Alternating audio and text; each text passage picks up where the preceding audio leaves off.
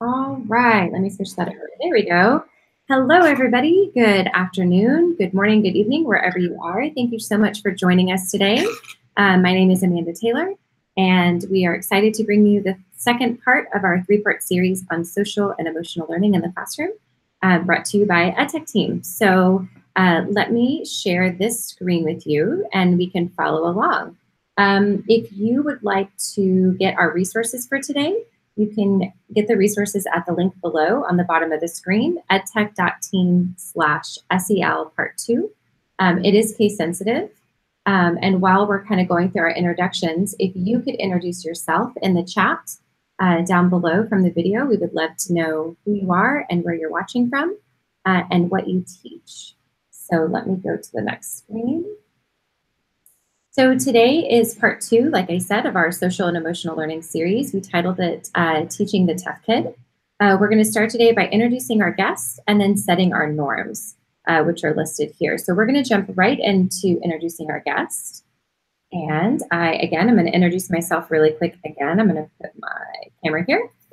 My name is Amanda Taylor. I'm located in Southern California, and I work for EdTechTeam as a director for professional development. Before I started working here, I was a high school teacher. I taught home ec, family consumer sciences, more specifically in Texas, for about 8 years.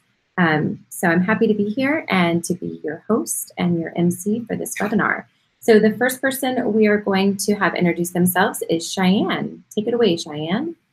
Hi, everyone. My name's Cheyenne Batista Sanghaki, and I am tuning in live from New York. I'm really excited to join the group today. So I am the founder and CEO of a very new global consulting firm that works in education and nonprofit, working with school leaders and nonprofit leaders to help strengthen their efforts towards meeting the mission of their organizations. Most relevantly, I recently stepped down as founding superintendent at East Harlem Scholars Academies. It's a wonderful community-based network of charter schools in East Harlem, New York. And I started as the founding principal there and grew out our network to what is now 2 elementary schools, 2 middle schools, and we're building a high school. And so much of the foundation of our work is grounded in social emotional learning. So I'm excited to share a lot of that with you today. Before that role, I started out as a teacher with Teach for America in New York. I taught a variety of grades, middle school. I went on later on to teach elementary school internationally in Brazil. Along the way, I've taught and trained new teachers through staff with Teach for America. I worked in the corporate world for a little while in data assessment reporting and found my way back to the classroom and to schools after a wide range of experiences throughout the education sector, but really knowing that I wanted to support what was happening on the ground with kids. It's great to meet everyone, and I can't wait to dive in. Awesome. Thank you, Cheyenne. You have such a varied background. It's so awesome. I love learning from all of you guys. So great. I'm so excited. Okay, next is Natalie Priester. Take it away, Natalie. Hi, my name is Natalie Priester. I am in the Inland Empire. I just explained it as I'm in California between Orange County and Palm Springs. And I am currently teaching middle school English learners, or it's an English learner class, but it's like reading in English all together in blocks. I also have a class of web, which is in a leadership elective. I am new to my school. Before that, I taught for 10 years at a residential high school for foster youth. I taught for San Diego County Office of Education's Juvenile Court and Community Schools, which is a mouthful, for 10 years. All of my kids were foster youth, and they lived on campus at my school. All of them had experienced multiple traumas, and we were trying to help them catch up. Prior to that, I taught in my hometown, and I taught Native American youth and rural youth down by the border in San Diego County. My passion is to work on helping teachers understand the connection between technology and face-to-face relationships, and to balance those two, and not to go too far either direction, and to intentionally use tech in their classrooms while also building relationships with their students. I currently am teaching and just doing work on that on the side. I have a YouTube channel where I go back and forth between trying to teach educators what I know, and I also have a teacher mom blog on there.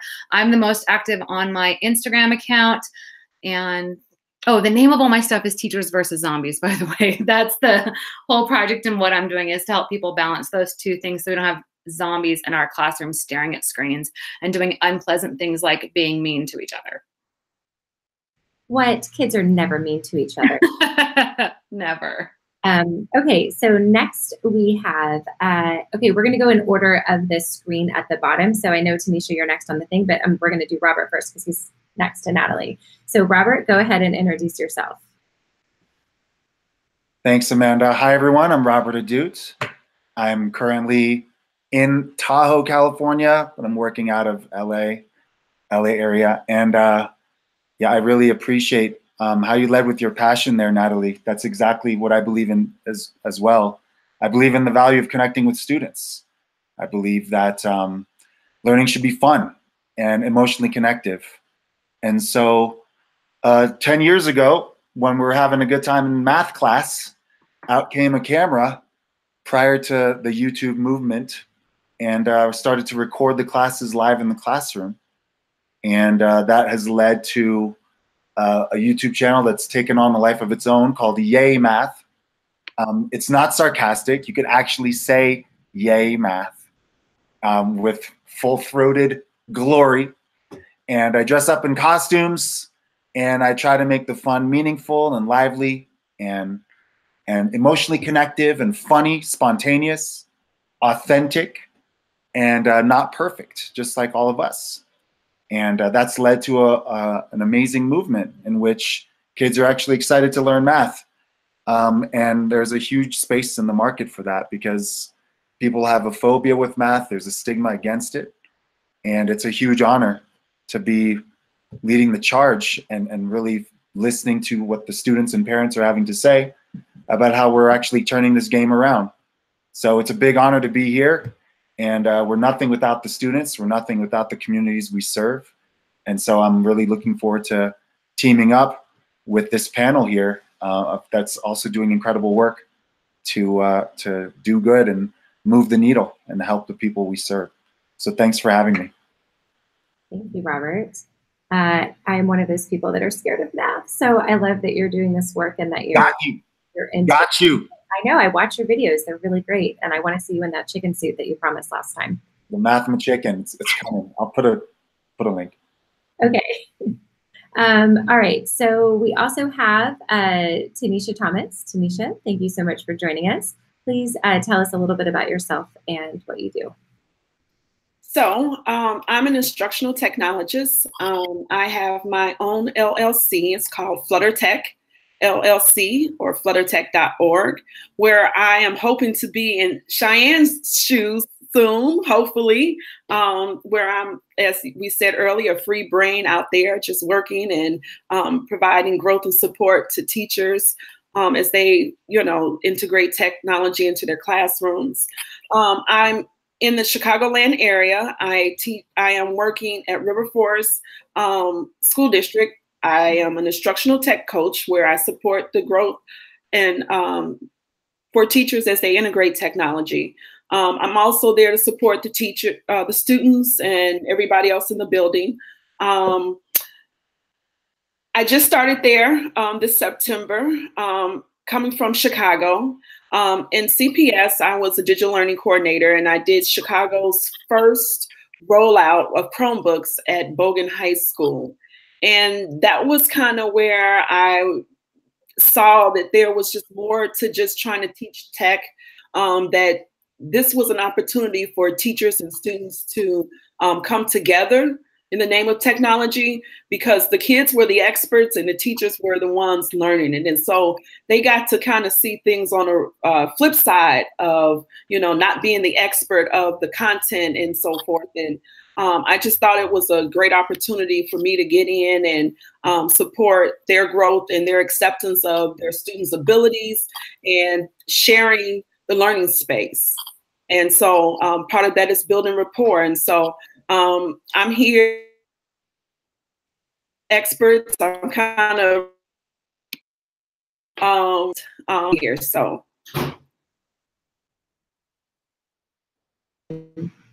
Thank you so much. Okay.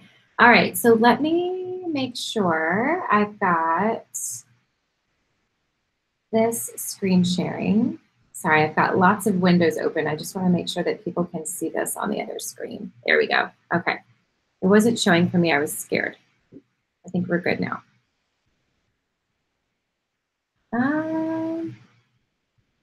There we go. I'm really good with technology, you guys. Okay. And Carla couldn't join us today, but we know that she was here with us 2 months ago for the webinar, and she has a lot of really great things to say about this topic as well. So, all right. So just in case you're just getting on, can you guys see that? Is that blurry for you guys too, or just me? So I'm asking the people in chat that if you can see this screen. It looks blurry from my side. If you can't see it, let me know, and I'll try to refresh my screen.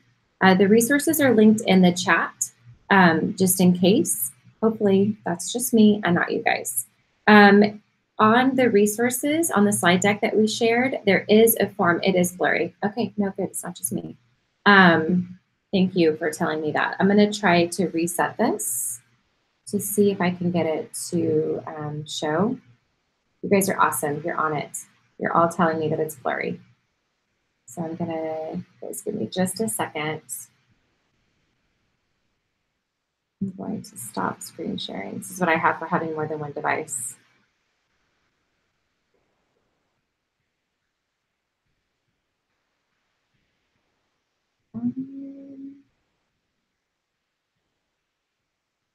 It's still really blurry. Okay, what I'm going to do is I'm going to turn this one off for just a second.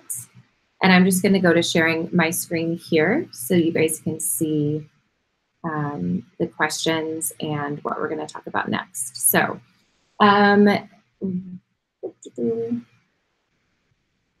that work I did, and I still have to switch screens. All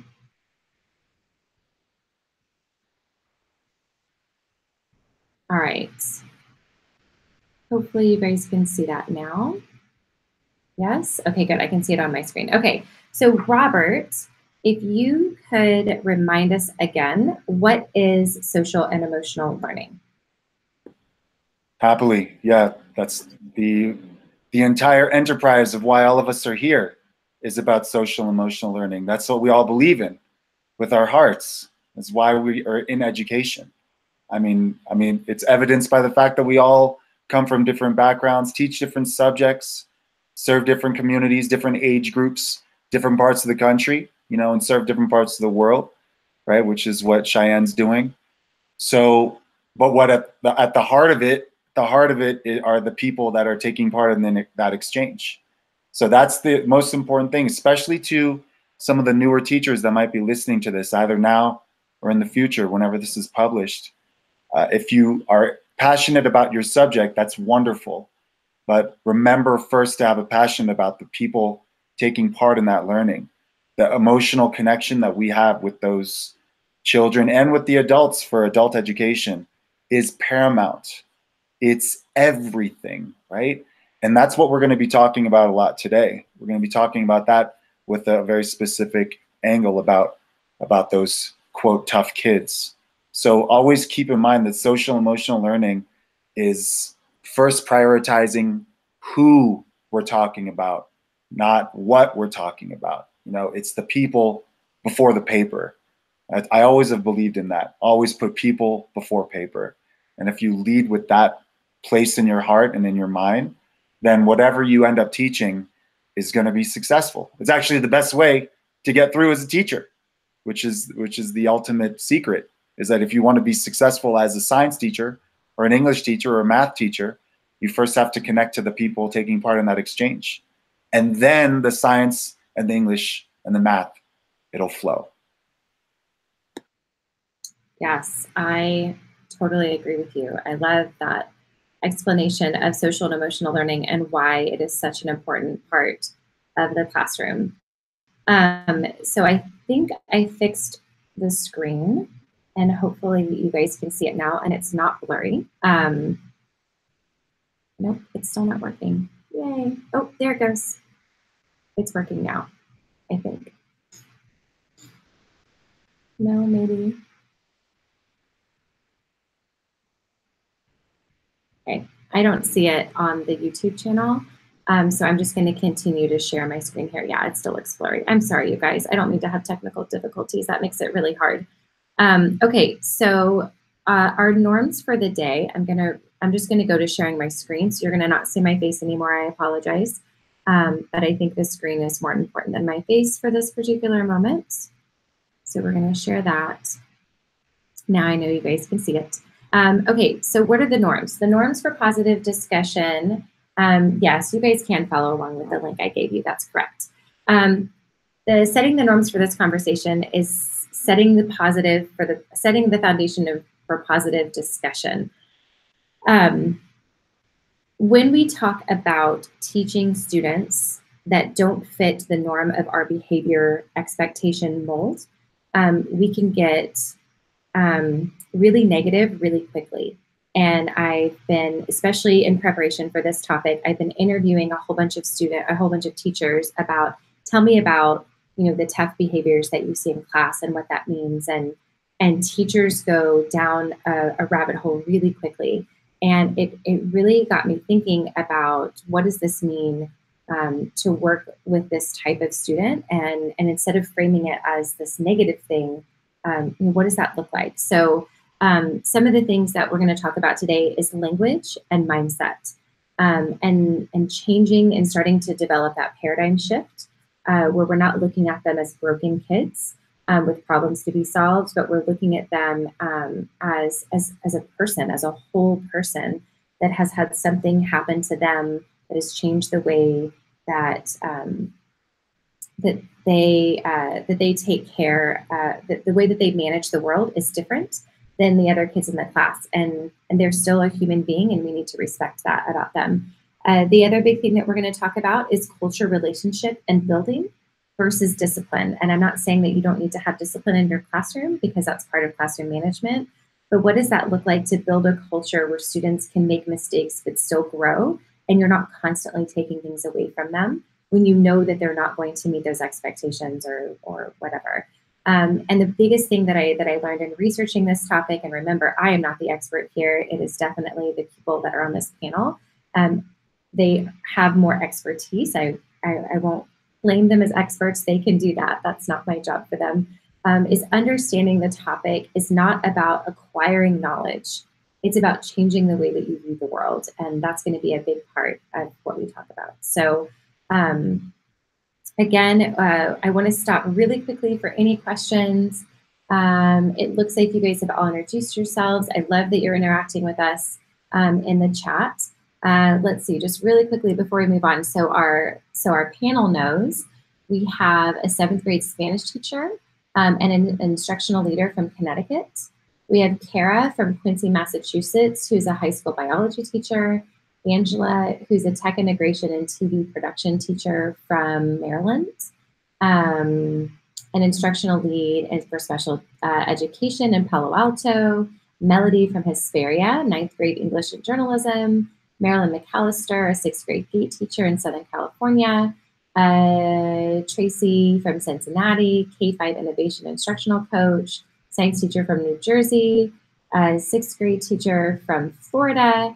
You guys are so great. Thank you so much for joining us. I am excited about what we're going to talk about. So one more administrative thing, and then we're going to start the conversation. So on this slide, you're going to notice that it says complete this form for a chance to win an online course. Make sure you're doing that in the background. I'll come back around to it at the end. But if you fill that out, I'll grab your name, and then we'll do a quick drawing at the end for that. So the first question that we have or the first statement that we have. So what I'm going to do is I'm going to have a statement, and then people from our panel are going to talk about their experience and their background with this statement. And I can't remember who's going to go first. You guys let me know in our little back end chat here who's going to talk about it first, and then we'll get going. So number 1, they aren't broken kids for us to fix.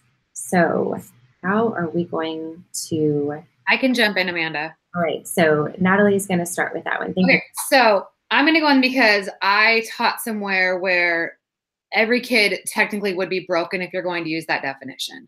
And my kids, like I said, had already experienced multiple traumas as foster youth. And like viewing them as a broken kid is viewing them as like less than you.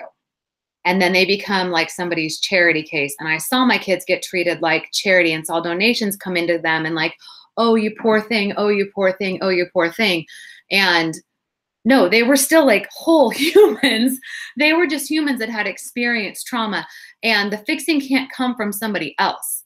We can empower them. We can teach them behaviors that we want them to have in order to be functional in mainstream American society or in the workplace or in college settings, but they're not broken. And by saying they're broken says that everything they have learned is wrong. And for some of the kids, it's the culture that they have learned, and then you're telling them that that is broken. For example, it might be okay to be loud in their families and in their house and at dinner, and that's part of their culture and their community, who you are. And if you're like, oh, you're broken because you're loud in a classroom in a group setting, then you're saying that their whole culture is wrong. And so we have to keep in mind that it's our job just to help teach them new behaviors and not that they're broken. Oh my goodness, yes. I can keep going. A lot of it goes back to what we talked about last month, in that we have to remove our norms. So we have these norms of our background, or what we bring to the classroom as a teacher. So we just assume that all students must behave like we do. And that's not true. So I can dive in. You know, so much of what I'll share this evening is just my constant reminder to myself, first and foremost, as an educator, and then reminding everyone that I work with that it is about mindset.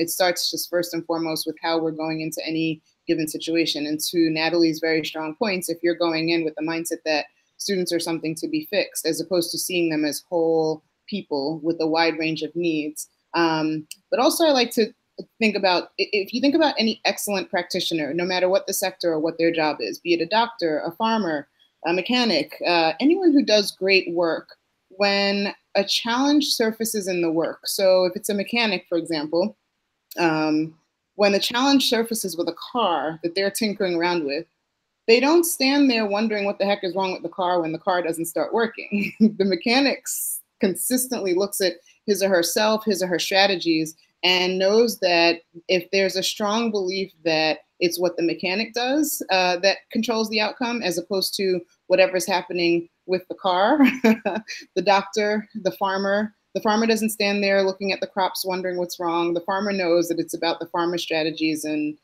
so forth. So yeah, this idea that kids are broken or in any way lacking the wonderful characteristics of students who you know, fit more of the norm, it can really be a challenge. And if you think about what social emotional learning is, it's around instilling in students the ability to understand and manage their own emotions and show empathy for others and have positive relationships. This is something that's possible with any group of students if you go into it with the mindset that it is truly possible and that they have assets to build upon, as opposed to going in and tinkering and fixing them.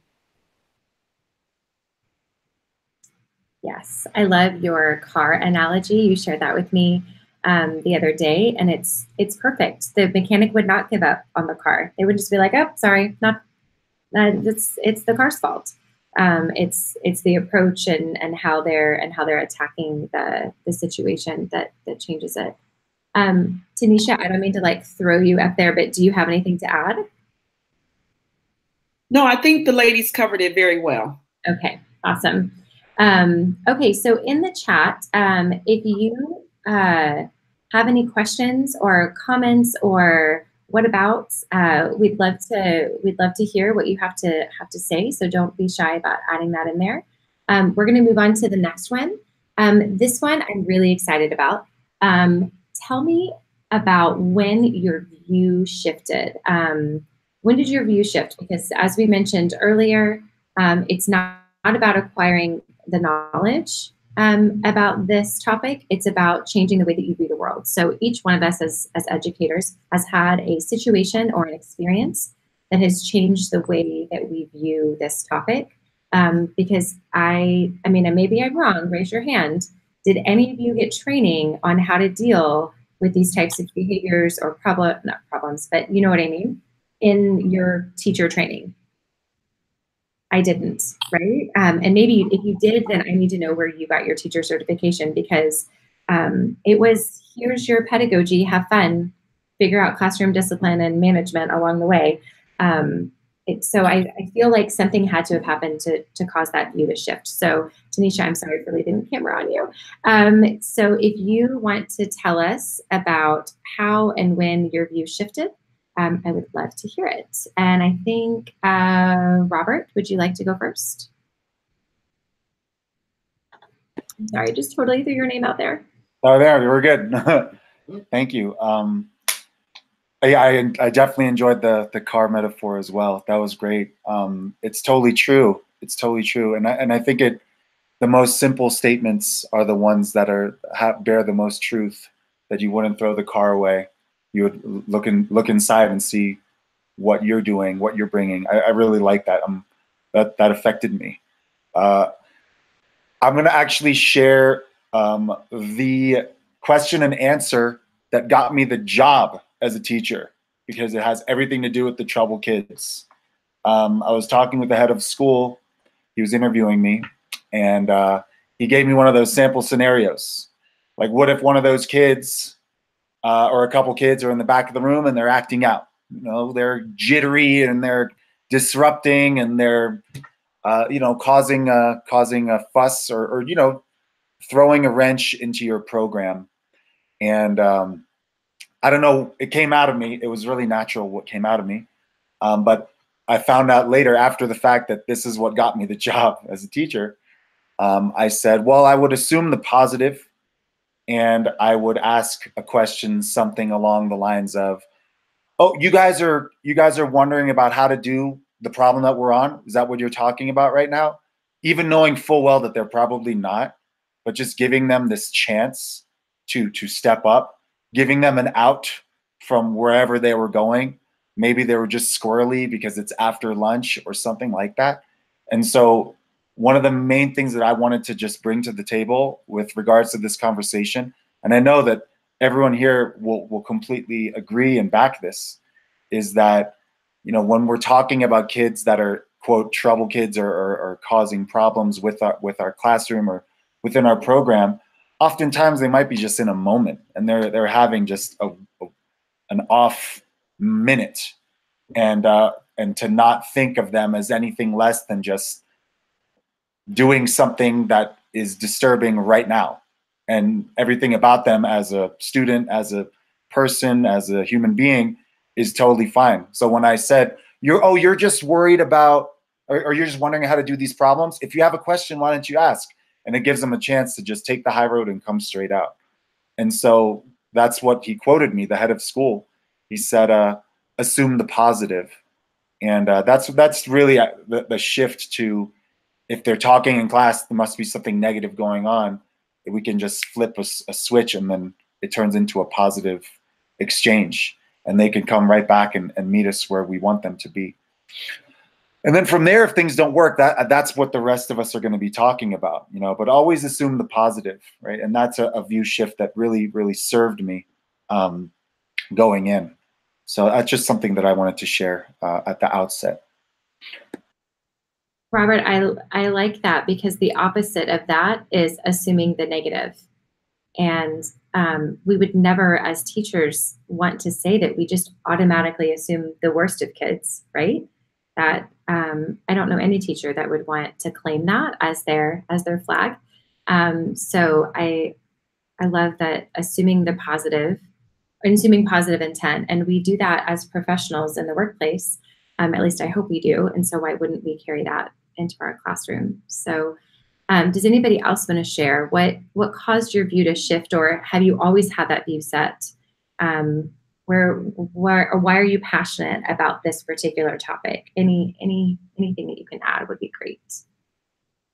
For me, I can't tell you when it happened. I think it may have just been something that's been innate for me all along.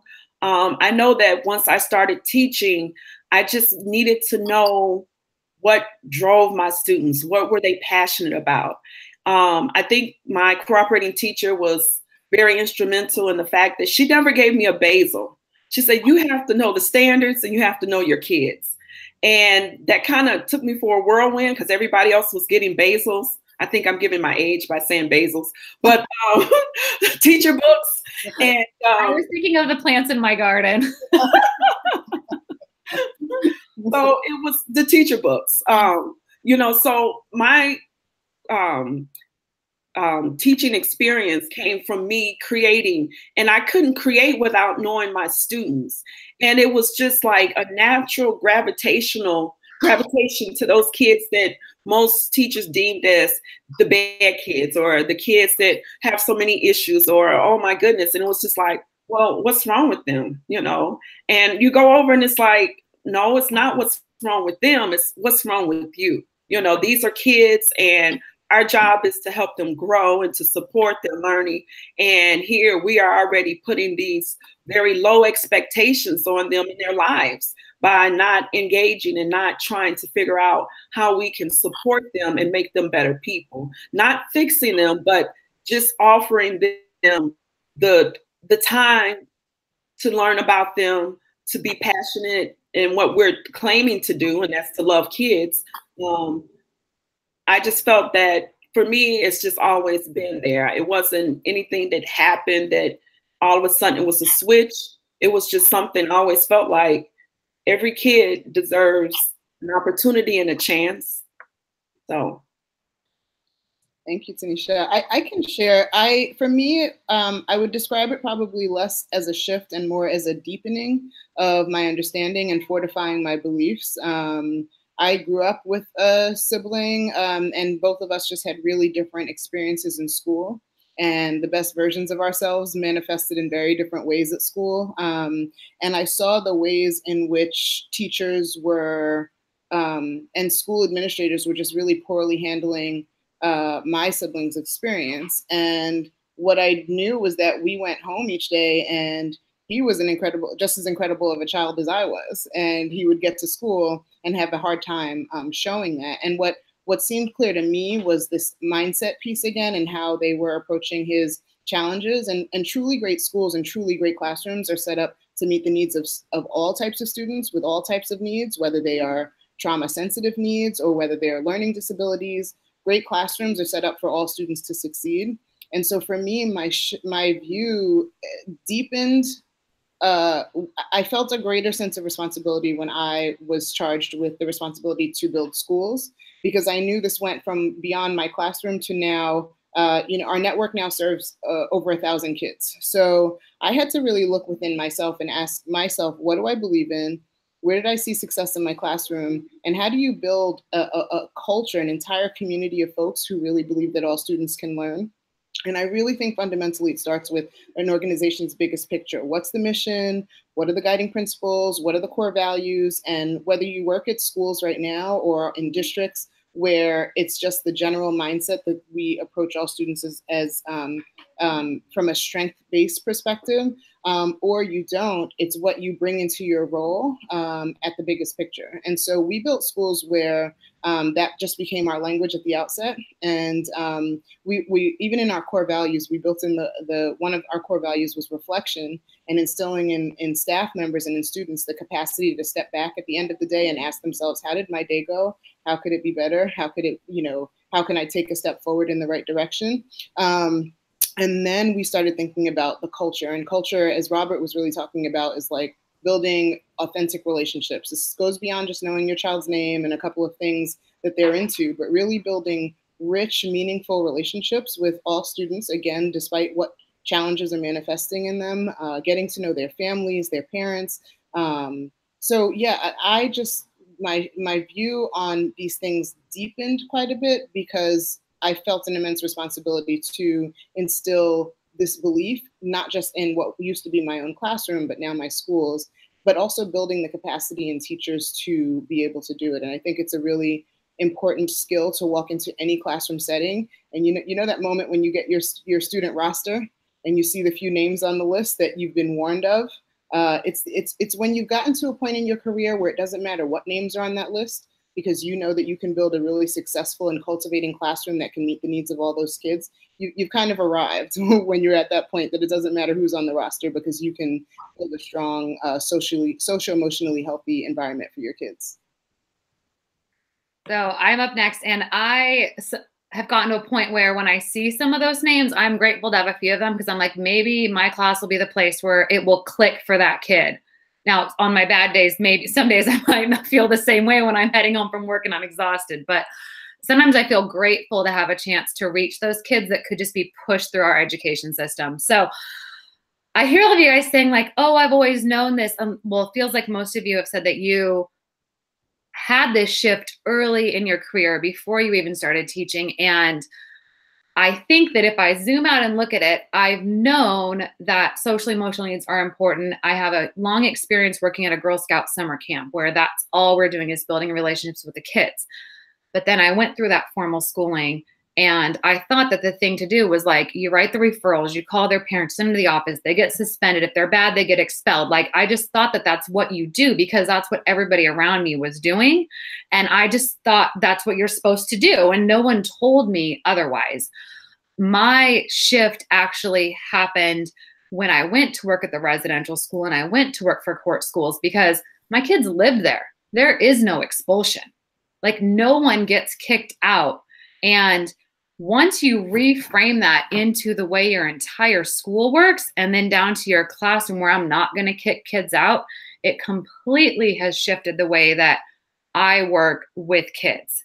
And even if my kids did have something happen where they had to leave class, I would walk to their houses and go sit down at the residential school and talk with those kids. There wasn't just pushing them aside, not having to look at it anymore. And we had kids do some really serious stuff on our campus, things that of course they would have gotten expelled for, but we didn't do that. Instead, we had to sit down and bring in all of the adults and sit in a room and talk with the kid and make a plan for that kid to help that kid. As a teacher in my own classroom now, I'm in a different district and I have the opportunity to do that, but I'm pushing myself to not send kids out. I'm sending them out, like now I may have send them out, meaning I have a conversation with them one-on-one, but I'm trying not to enlist the office and trying to take care of it all more with in-house, because that makes me have to do more work and call the parents when I need help, not as like a super punitive thing. And owning that, like if now I have years now where I've been owning this, and honestly, I don't even have rules in my classroom. I don't go over rules, consequences, rewards. I don't do any of that. It's just, this is our class. This is what we're going to do. And wrapping my brain around that has deeply shifted the way that I interact with kids.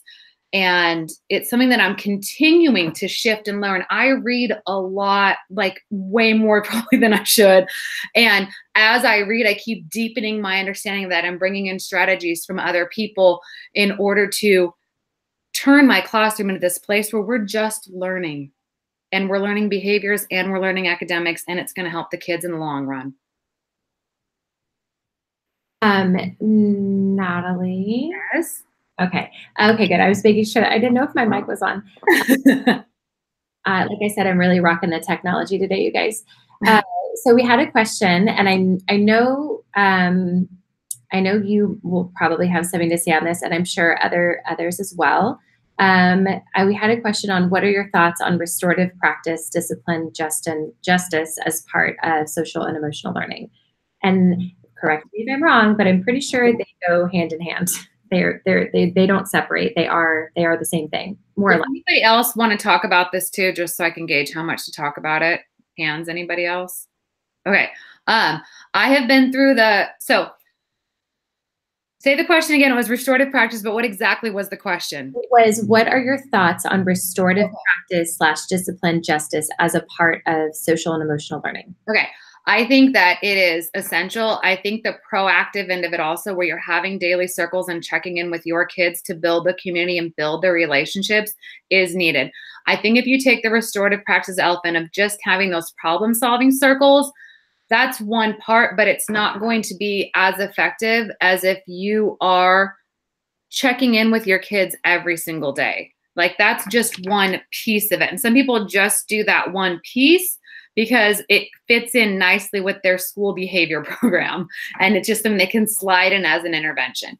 I think that there needs to be time in the day where you're sitting with your kids in a circle. They're looking at each other, saying what they're doing, maybe checking and saying how they're feeling, so that you know what's going on. And then if you need to further it and deepen it into another conversation one-on-one, you can do that. Or you can have a fishbowl conversation with the kids where they help another kid solve their problem. So yes, I think it's very, very important, but just not the discipline piece. And don't get caught up with just the discipline part of it. It's something that we can do to help our field's kids build their emotional skills. Yeah, if I can chime in, the beauty of restorative justice approaches is that because it is so intertwined, if you've succeeded, you've built in your scholars, your students, the mindset that every single person in this community is important.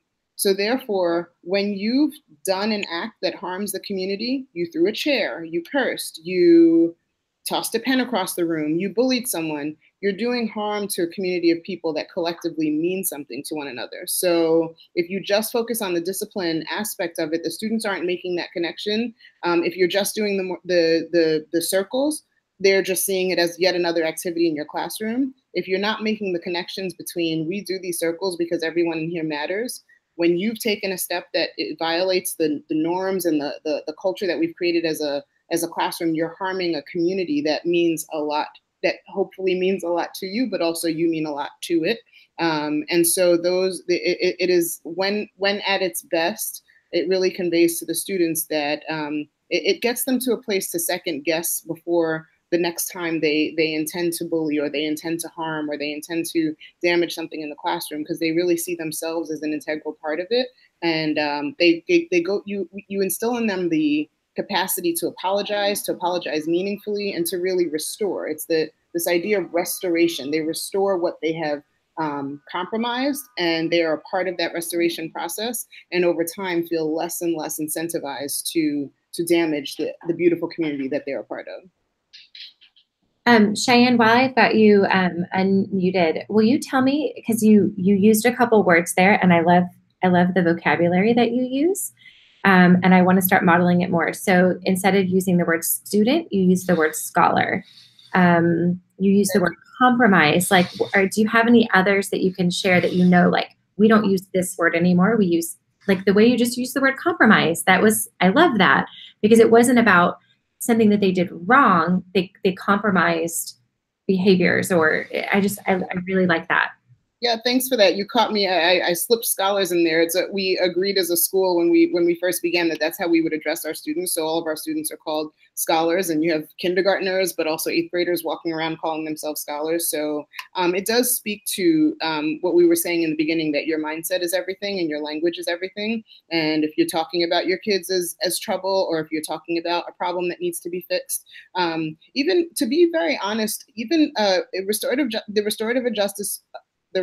justice approach uses language like victim when talking about the harms that students do. The science of restorative justice uses the language of victim, and at our schools we have fully adopted a restorative approach, but we don't use the word victim, because again, just sort of what it conveys. So yes, there is language that I try to be really mindful of when talking about students. There's a difference between saying, just sort of troubled students, as opposed to those who've been impacted by trauma. Person first language is so important, saying students with special needs versus SPED kids or L kids, just really thinking about the person first. These are all individuals that are part of a microcosm that's really special. So when you approach talking about them in that way, your language then impacts your actions. I love that. And we totally skipped around on our little list. We kind of went down on number 4, which is culture versus discipline. But it's a bigger picture thing. It's going back to that. It's not just about acquiring knowledge. It's about doing something with it. It's about changing the way that we view, the way that we talk, the way that we approach. Because when we use words like that, I know teachers that don't like to call students kids, that they feel like, even the young adults, like it's negative or like it's talking down to them. But calling them scholars, like you're lifting them up just with that one simple phrase, and makes them feel like they are important and they're not just a kid. Just like we like to be called a name of respect, either Mr. or Mrs. I don't know if that's everybody, but I know that was very common. Kids also appreciate being called something that lifts them up and shows them respect. So and I'm gonna add. Oh, sorry. Yeah, I just wanted to follow it up to say I really want to emphasize the importance of it being coupled with authentic relationships, because you do see sometimes folks adopt the language and they'll call call students scholars, or they will adopt the language. But if your actions and your culture doesn't align with that mindset in the language, then you've got a few steps to take and probably a glance in the mirror to take a step back, revisit your practices. What's your mindset? The language is so critically important. It's got to be coupled with the practices as well. It's a big picture thing. I just wanted to throw that there's a book called Choice Words by Peter Johnson. I told you guys I read a lot, that talks all about the importance of these words. So once more. Awesome. We will throw that link out so people can have that. Okay, so we are going to go on to the next question, and I might throw these two together. I am on the right screen. Here we go. So we've got two, and I think they're going to be thrown together here. But this one really got me when we were talking 2 months ago. If you weren't with us, we had a webinar on empathy in the classroom, and that's really kind of what kickstarted this whole bigger look into social and emotional learning. And it's the idea that the phrase, "but they should know better," should be removed from vocabulary. So if I'm in a classroom with students, with scholars, and a student is acting out and doing something that is clearly against my classroom expectations, as a teacher, as an adult, my first thought is they should know better because they are 12. 12-year-olds should know better. I even say that with my own children. My 8-year-old should know better. And one thing that I was challenged to is that to remove that, because obviously if they knew better, it's not about that. It's not about what they should know, because maybe they do know. There's something deeper that it's the behavior. I don't know. I'm going to butcher it, so I'm going to stop talking. And then the next one is culture versus discipline, and I imagine that these are kind of rolled together. So if you could, and I'm just going to go, you guys are doing really good about taking turns. So who wants to talk? And you can talk about either one of those. How do we change our mindset to the "but they should know better" to reframing, I guess, the way we do expectations in the classroom, and then again building that culture so it's not just about punitive discipline. All right, Robert's going to go first. Okay. Amanda, I think it's a good idea to blend these questions, and I think, wow, I'm just enjoying this as a participant as well as a panelist. I really am. I mean, the words that are be throwing around, like compromising the community values and everything. This is exactly, I believe in this to my soul. And the real word that I would even add to it is family. It's family. When you get into that room, when you get into that class or that space, or when you're out on a field trip or out on out on the recess blacktop or whatever it is, it has to have an essence of family. And that to Natalie's point before about never kicking someone out, learning about that through you said it was the Girl Scout experience. Is that what it was? Yeah, you would never dismiss someone from your family.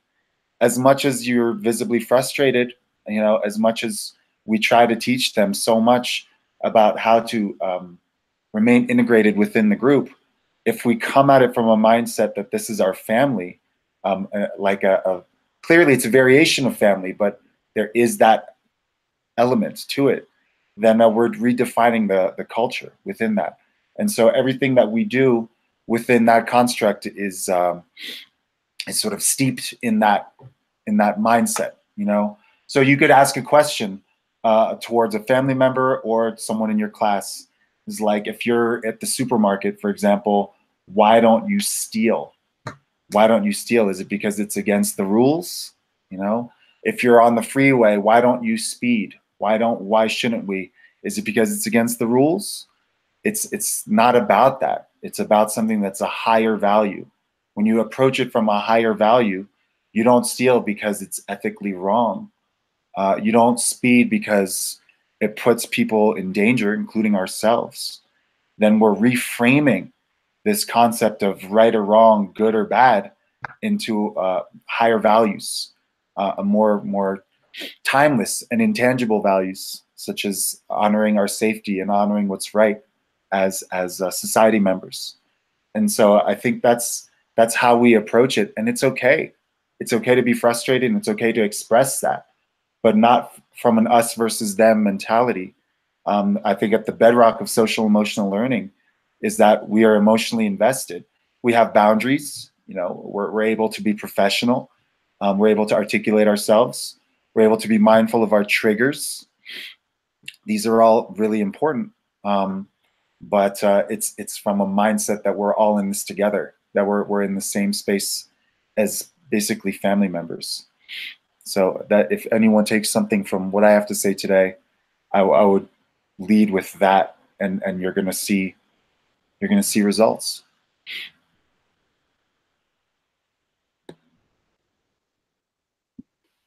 I would just say, go ahead.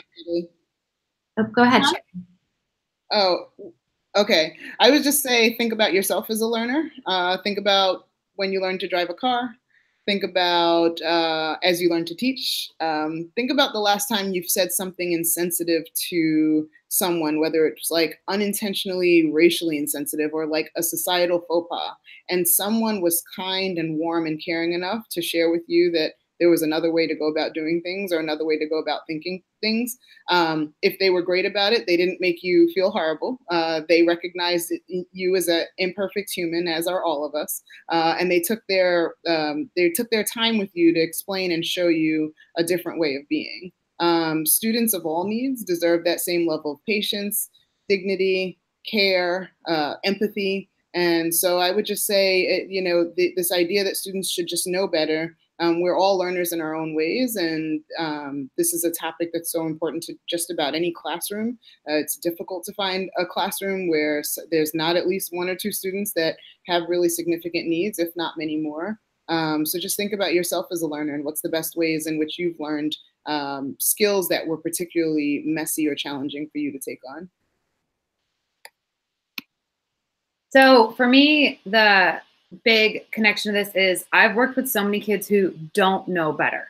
Like no one taught them. And this comes out in like my class right now, as simple as like, I have a boy who does like some bullying gestures. And every time I take him outside, I'm like, you can't do that because, and I have to keep teaching him not to do it because he's not trying to, he just doesn't know. But this comes back to me when I was working with at the previous school with the foster kids.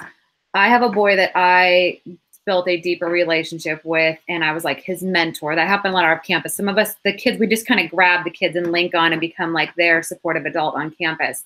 And when I met this boy, he would spend most of his time on the computer playing games, and he had spent most of his childhood doing that as a way to avoid some of the things he had experienced. And he was, it was neglectful type of abuse. And so he was allowed just to sit and read books and play on the computer instead of engaging in social situations. And I had a link with him, and I would try to get him to come out and do things like talk to people or even sit at a basketball game. He didn't know how to do it. He didn't know what to do. He didn't know how to talk to girls. He didn't know how to have manners in the cafeteria. He didn't know how to just sit and make small talk. He didn't know how to respond appropriately when I was sitting with someone and he wanted to add in the conversation. And my old kids used to hate it when I would talk about them. I did an interview once and they heard me talk about them like this and they got really mad. Like, you make it sound like we don't know how to do anything, but that's not it. It's just they don't know how to respond in that situation in an appropriate way. And so it takes a lot of nurturing and caring and teaching and acknowledgement to say, like, I could have just been mad and like, get your booty out here, come here and take pictures for yearbook or whatever I needed the kid to do. But instead, I had to talk him through and even give him examples. You should say this. You should try this. Do this instead. And it took that deep teaching for me to really understand, like, he just really didn't get it. He didn't know what to do. And I've had so many kids like that, that no one has taught them how. And if it's a conflict, the modeling that they have seen is not the modeling that works in school.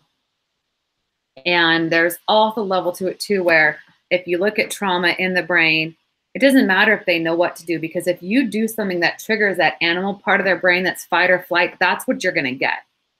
And then if you say you should have known better, then you're not acknowledging all of the trauma that's what's fueling their behaviors. And sure, and even then they can't talk about it rationally until 20 minutes later, but when you get them to that rational point, they're still not going to be able to articulate to you and say, like, hey, this reminded me of something bad that happened in my life. So we have to be the adults that go in between and fill that in for them so that we can help them and know, like, I think we just have to really have this belief that kids are good. They want to do good. They want to get along with everybody. They want to be liked. They want to be learned. They want to be part of the classroom community. And if they're breaking those things, they don't know how. And so it's our job to teach them to do that. Okay, so every time we do this, I think about all the times where I have this student and there's a behavior, and then afterwards I'm like, hey, are you okay? Is everything okay? Yep, everything's fine, miss. And then that's the end of it. It's what you were going back to, what Cheyenne said. It's not just about knowing the kid and knowing a couple of things about them. It's about developing deep and meaningful relationships with them. And you guys, that's hard because we have a lot of students. I know, Natalie, you are a secondary teacher.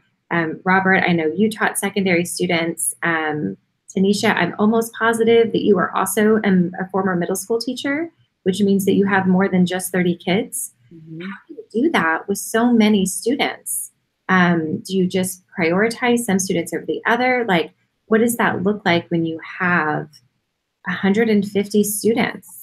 How do you prioritize? How do you create meaningful relationships and still have time to eat and sleep and lesson plan? Any thoughts on that? That's my own question. That didn't even come from our chat. I'll address it. I think it's important to have a toolkit of resources that you can pull from. And I think that's one of the things that a lot of teachers, especially new teachers, are lacking, is that toolkit that they can go to and say, hey, if this kid is oppositional about this, what are other ways I can approach this student instead of just being, just being hard or just going, the rules are you must do this, instead of taking the time to really work with the student. One of the things that I found, not even a whole year ago, and it's been around since 1988, it's called the Pre-Referral Intervention Manual. Have you guys heard of that? It is a wonderful resource to have, especially when you feel like you're lacking resources on dealing with students and difficult behavior. They can give you anywhere from 20 to 30 different ways of addressing that issue or that behavior, or, it's something as small as organization to, being defiant. It's all covered. There you go. Tanisha, is that, you're going to have to link that to me later. Is it a book? It is a book. Is it like, it looks like it's got, like it's an academic book. It is. And we'll find it and we'll link it in the comments. And then, yeah, that's what I'm looking at right now on Amazon, is that exact book right there. It is like a powerful book. Tanisha, are you telling me a book from the 80s is powerful? This is the 3rd edition. So it's 90. But it's still, kids are kids. Behaviors are the same. They haven't really changed. They may manifest differently, but ultimately, children are children. And the things that kept us from being successful are the same things that they're going through. And so, yeah, a book from the 80s. I'm excited. I love that it's, and you're right, that toolkit is so important. And as teachers, that's like the first 2 years, that's all you're doing is building that toolkit. But I feel like we are so lacking on the toolkit for the behavior, for that social emotional learning and how to connect with students in deep, in meaningful, appropriate ways that helps build them up and not makes them feel more like a victim or more like the troubled kid, which is what we're actually trying to fight against and not for. So Cheyenne, do you have something else to add? Just super quickly, I was going to say, don't underestimate the micro moments. I was definitely that middle school teacher that had 150 students. There was not a lot of time to do deep dives into relationship building, but the small moments made all the difference. First of all, if you have the capacity to get to know all of your students' names, do it immediately. There's such a difference between saying, "Excuse me, what are you doing?" versus "Matthew, what are you doing?" But also just the micro moments when you're standing at the door greeting them, as you're circulating the classroom. It's the mini moments where you're checking in on how they're doing, how was their day, remembering things about them, and particularly for your students who have challenges with social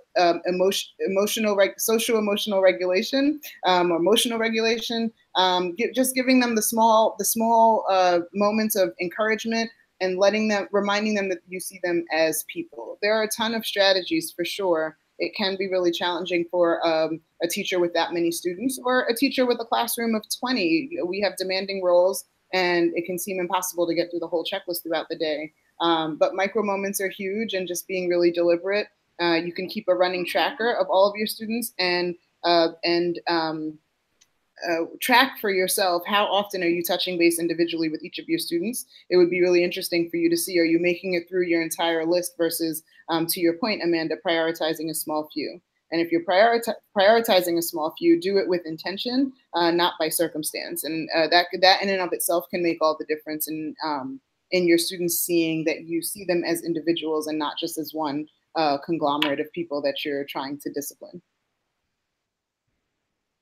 As somebody who has some of those, so I went from a very small school to a very large school, and I've had to make those adjustments in my teaching. And that's something I hear from my teachers a lot of times is, how do I do it all when there's so many kids? And you know, and there's like your tiers of intervention for discipline, and there's like your first level down here, right? You catch all the kids. So you put in things in your class where you can kind of check in with all your kids, like a circle or something, have them write you emails once a month, something where you're checking in.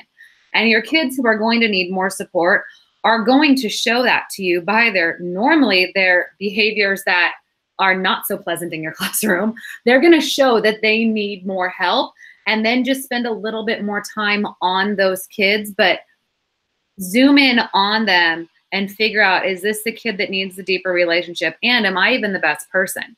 It might be a kid that you're still not clicking with, then enlist the help of a counselor or someone else on your campus to give that kid the level of support they need. But you don't have to go deep with every single kid. You've got to hit your kids that need you at the top of that pyramid. Awesome. I think our last webinar of this series is going to be building more of that toolkit.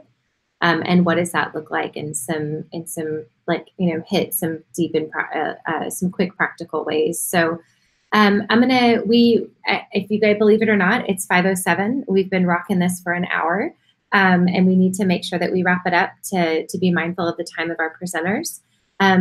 You guys have been so great. I love the comments and the chat. There was also a comment about a book called The Lagging Skill. Diving deeper, the fact that kids do want to be good citizens, sometimes they just have that lagging skill. And it looks like there's something else about relationship building and students giving high fives and handshakes and just, again, having those intentional things. So if you have any last minute questions for us, please make sure you pop them in the chat. The resources can be found at edtech.team/SEL Part 2. It is case sensitive. And make sure you fill out the form. I'm going to flip my camera back on here in just a second. So make sure you fill out that form so I can draw your name for the free online course. Before I do that, though, I want to make sure that we do a final wrap up and thoughts. I'm going to skip over that slide really quickly so I can talk about these things, and then we can do our wrap up, and then we'll be done. Again, we'll do a quick drawing for the free online course. I want you guys to stay connected with us. You can follow us on Twitter or Google+, or visit our website. We're everywhere as EdTechTeam. And as soon as we're done, I will link the archived webinar, the archived chat in this slide deck. But you can also get a PD certificate for your time. So if you fill out that form, put down 1 hour, you can get a PD certificate for the time that you've spent with us today. If you want to learn more about requesting a workshop, about having us come out to your school, there's a request a workshop link there for you. And don't forget to register for part 3, our October webinar. The registration link is already live.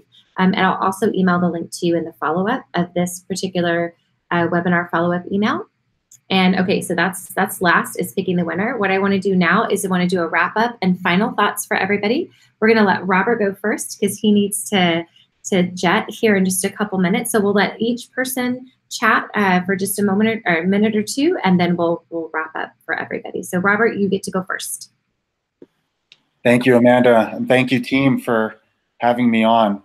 For me, the best wrap up that I can truly think of is not even necessarily having a book to recommend, but I was just wondering if any of the 4 of us, by show of hands, have seen the movie Moana, Disney movie. All right, yeah, we got a few. Yes. Moana is actually a really good way to embody what we're talking about, right? So Tafiti, the goddess of all creation, she loses her heart, right? And she becomes a lava monster named Taka, right? And the whole purpose of the movie is to restore the heart of Tafiti, to make her who she was again.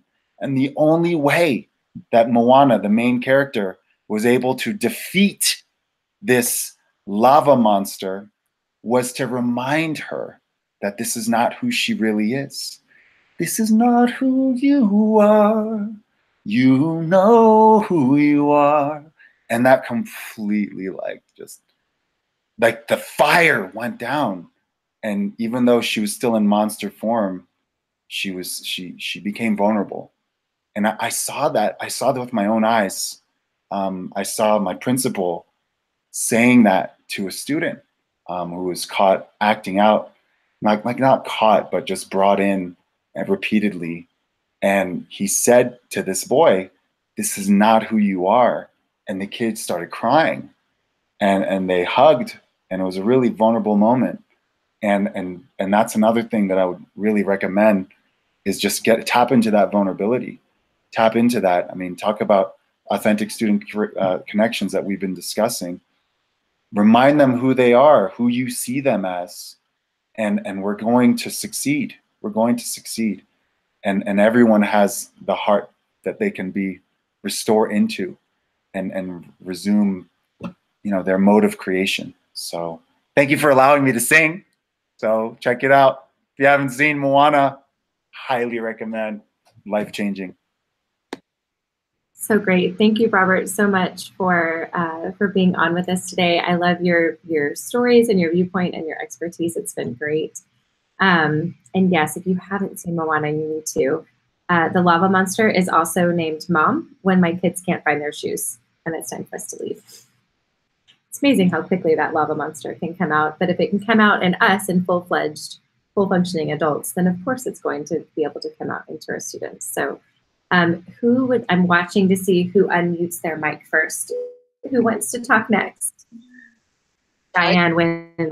Yes, I can go just in case I have to sign out before you all are done. But I would just say we all went into teaching for our own reasons. Research shows the list is very short of teachers that go in for the fat paychecks. We don't go in for the hefty pay. We go in because we feel like there's something noble that needs to be happening in our schools, and there's something that we want to bring to the profession. Our students with the biggest challenges deserve whatever it is that you had envisioned when you first stepped in. So just really push to build classrooms that meet their needs as well. I always go back to the story that I shared. I grew up with a sibling who really struggled throughout school. And I will spend a lifetime wondering how their life outcomes could be significantly different if there were just a series of teachers year after year that were incredibly committed to understanding all of the needs. And that wasn't the case. And so I just encourage you to really think about the beauty that rests in each of our scholars and what they have to offer this world. And it's really upon us to figure that out. And, you know, my mechanic analogy kind of cheats because it does sound like there's something to be fixed, but not that we're fixing them, but more that we're looking inward to figure out how do we adjust what we're doing and our strategies and our approach. How do we get stronger so that we can meet the needs of the students that we serve? So good luck. It's a learning process, and that's the beauty of this art we call teaching. Hey, really? Teaching is a learning process? I see what you did there. It's pretty good. But you're right, it is. And if we expect to walk into the classroom and to be experts, I think we're going to be disappointed. And it's something that we're constantly learning and growing. And we talk about how reflection is important for our students. It's super important for us.